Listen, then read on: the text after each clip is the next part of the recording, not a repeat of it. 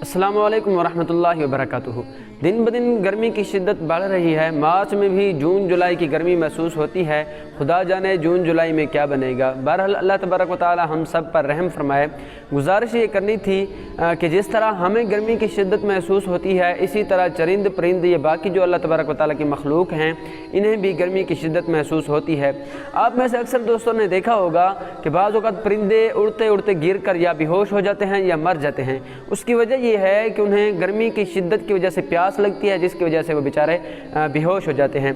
इसीलिए घर की छत, बालकनी या जहाँ भी आपको आसानी हो वहाँ पर किसी चौड़े बर्तन में पानी भरकर बाकायदगी से रख दिया करें, ताकि अल्लाह तबारक व तआला की ये मखलूक भी सिराब हो सके। और ये जो छोटी छोटी नेकियां हैं, बड़ी नेकियों का सबब बनती हैं और इनका अजर भी बहुत है। यकीन करें, ऐसा करने से आपको जो दिली सुकून और खुशी महसूस होगी वो मैं बयान नहीं कर सकता।